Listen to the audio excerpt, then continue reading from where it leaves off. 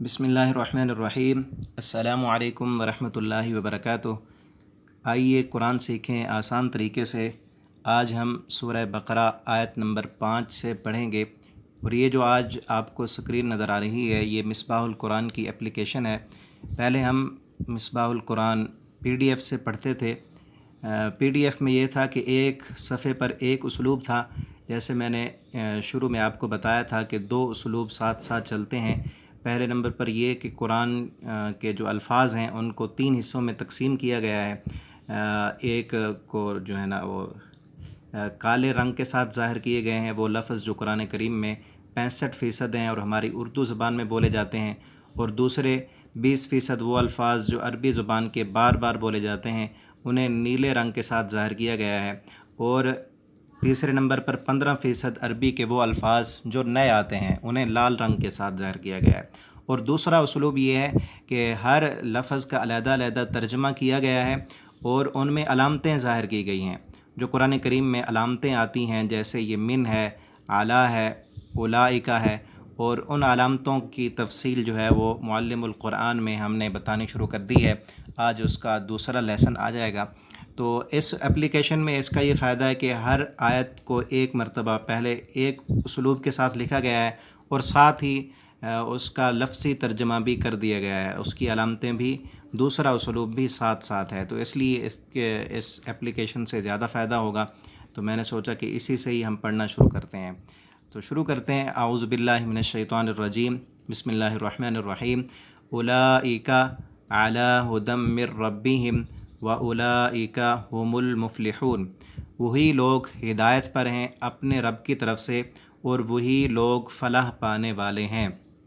یہاں دیکھیں کہ اولئک یہ نیلے کلر کے ساتھ لکھا گیا ہے۔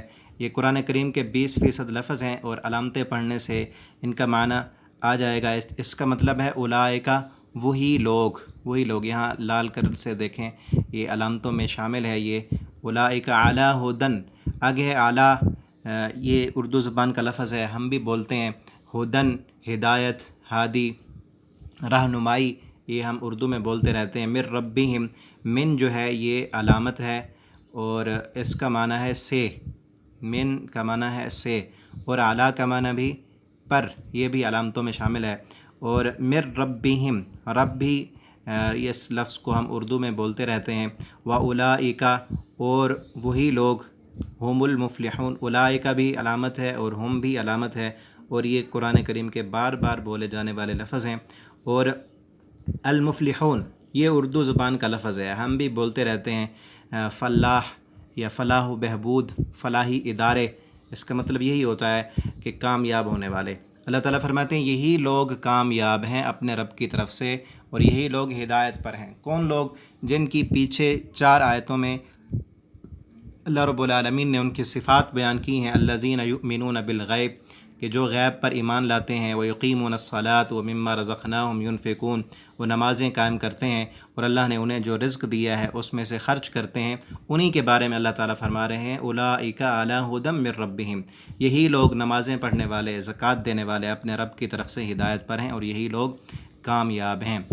آگے ہے ان الذین، بے شک وہ لوگ جنہوں نے کفروا، کفر کیا، سواء علیہم، برابر ہے ان پر، اانذرتہم، کہ آپ ڈرائیں انہیں، ام لم تنذرہم، یا آپ نہ ڈرائیں انہیں، لا یؤمنون، وہ ہرگز ایمان نہیں لائیں گے۔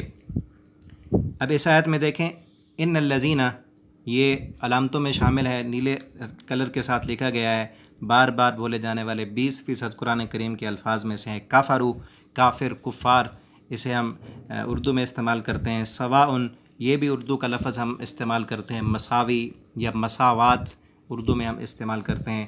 علیہم، علی، علیحدہ، علی الاعلان، علی العموم، علی ہم استعمال کرتے ہیں۔ آگے ہے انذرتہم، انذرتہم یہ نیا لفظ ہے، اس کا معنی ہے آپ ڈرائیں انہیں۔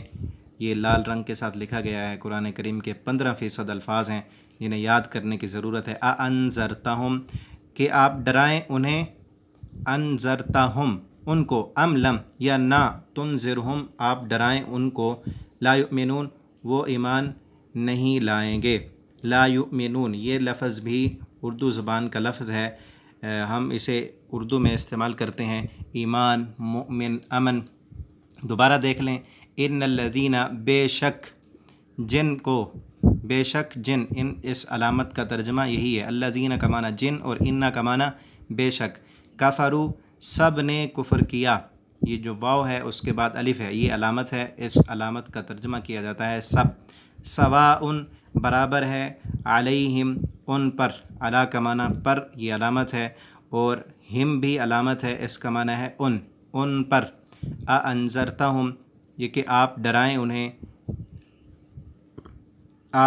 انہیں، ام لم یا نہ، تنذرہم آپ ڈرائیں، لا نہیں، یؤمنون وہ سب ایمان لاتے۔ اگلی آیت دیکھیں، اللہ تعالیٰ فرماتے ہیں ختم اللہ، مہر لگا دی ہے اللہ نے، علی قلوبہم ان کے دلوں پر، وعلی سمعہم اور ان کے کانوں پر، وعلی ابصارہم اور ان کی آنکھوں پر، غشاوۃ پردہ ہے، وَلَهُمْ عذاب عظیم اور ان کے لیے بہت بڑا عذاب ہے۔ اللہ تعالیٰ نے ان کے کانوں اور ان کے آنکھوں، ان کے کانوں پر اور ان کے دلوں پر مہر لگا دی ہے اور آنکھوں پر پردے ڈال دیے ہیں، یہ ایمان نہیں لائیں گے۔ یہ کیوں ہے؟ کس لیے اللہ تعالیٰ نے ان کی آنکھوں کانوں پر پردے ڈالے؟ کیونکہ اللہ تعالیٰ نے جو صلاحیتیں ان کو دیں انہوں نے استعمال نہیں کی۔ اللہ تعالیٰ کی جو دی ہوئی صلاحیت ہے، اگر انسان اسے استعمال نہ کرے تو وہ صلاحیت ختم ہو جاتی ہے۔ جس طرح دیکھنے کی، سننے کی صلاحیت ہے، بولنے کی، چلنے کی، ان میں سے کسی صلاحیت کو انسان استعمال کرنا چھوڑ دے، آنکھوں سے دیکھنا چھوڑ دے، آنکھوں پر پٹی کو انسان باندھ لے تو مہینہ 2 مہینے کے بعد وہ اندھا ہو جائے گا، اس کی صلاحیت ختم ہو جائے گی۔ اسی طرح کوئی انسان چلنا چھوڑ دے، بیڈ پر لیٹا رہے تو 2-4 مہینے کے بعد اس کی ٹانگیں وہ چلنے کے قابل نہیں رہیں گی، صلاحیت ختم ہو جائے گی۔ اسی طرح انسان کے اندر حق کو قبول کرنے کی بھی ایک صلاحیت اللہ تعالیٰ نے رکھی ہے، اور جو انسان اس صلاحیت کو استعمال نہیں کرتا تو اللہ تعالیٰ اس صلاحیت کو ختم کر دیتے ہیں، پھر ان کے دلوں پر مہر لگ جاتی ہے۔ اب اس کو دیکھیں، ختمہ یہ بھی اردو زبان میں اس لفظ کو ہم استعمال کرتے ہیں، جیسے ختم نبوت یا ختم الرسل، یہ اردو زبان کا لفظ استعمال ہوتا ہے۔ اور آگے اعلیٰ قلوبہم، قلوب قلب یا قلبی تعلق، قلبی امراض اردو میں ہم اسے استعمال کرتے ہیں۔ وعلی سمعہم، اعلیٰ بھی استعمال کرتے ہیں، اعلیٰ علی الاعلان علی العموم، سمعہم یا جیسے سماعت، محفل سماع یا اعلیٰ سماعت، سمع و بصر اردو میں ہم استعمال کرتے ہیں۔ وعلی ابصارہم، ابصار بھی اردو میں استعمال کرتے ہیں، جیسے بصارت یا نور بصیرت۔ آگے غشاوہ، غشاوہ بھی اردو میں ہم استعمال کرتے ہیں، اس کا معنی پردہ۔ اردو میں ہم کہتے ہیں کہ غشی طاری ہونا، فلاں پر غشی طاری ہوئی، یعنی پردہ اس پر آ گیا۔ وَلَهُمْ عَذَابٌ عَظِيمٌ، یہ عذاب بھی اردو میں عذاب کو عذاب ہی کہتے ہیں، ان کے لیے بڑا عذاب ہے، ترجمہ بھی ویسے کیا گیا، عظیم بہت بڑا۔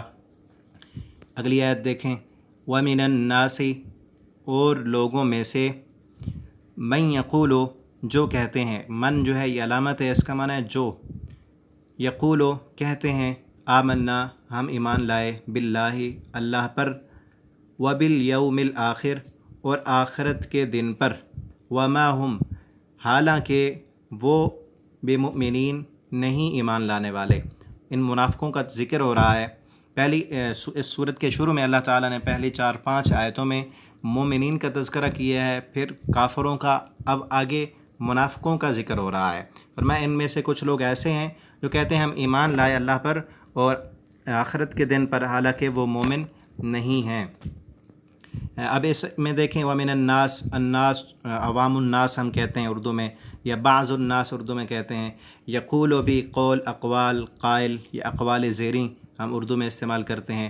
لفظ اللہ بھی ہم اردو میں استعمال کرتے ہیں۔ یوم بھی، یوم، ایام، یوم آخرت، یوم آزادی اردو کا لفظ ہے، اور آخرت بھی اردو کا لفظ ہے، آخری، فکر آخرت یا آخر کار، یہ لفظ ہم استعمال کرتے ہیں۔ مؤمن ایمان والا، امن والا، مومن، یہ بھی ہم اردو میں استعمال کرتے رہتے ہیں۔ اگلی آیت دیکھیں، یخادعون اللہ وہ دھوکہ دیتے ہیں اللہ کو، والذین اور ان لوگوں کو، آمنو جو ایمان لائے، وما اور نہیں، دراصل یہ سمجھنے کے لیے بریکٹ میں لکھا گیا ہے، دراصل وہ نہیں دھوکہ دیتے، وما یخدعون دراصل نہیں وہ دھوکہ دیتے الا انفسہم مگر اپنے آپ کو، وما یشعرون اور انہیں شعور ہی نہیں ہے۔ اللہ تعالیٰ کہتے ہیں در حقیقت وہ تو یہ کہتے ہیں کہ ہم ایمان لائے، حالانکہ وہ ایمان لانے والے نہیں ہیں۔ وہ یہ سمجھتے ہیں کہ ہم ان مومنوں کو دھوکہ دے رہے ہیں، حقیقت میں وہ خود دھوکے میں ہیں اور انہیں اس بات کا پتہ ہی نہیں ہے۔ اس آیت میں 2 لفظ ہیں وہ نئے ہیں، یہ 2 لفظ عربی زبان کے لفظ ہیں، ان کا ترجمہ یاد کرنے کی ضرورت ہے۔ یخادعون وہ دھوکہ بازی کرتے ہیں، دھوکہ دیتے ہیں۔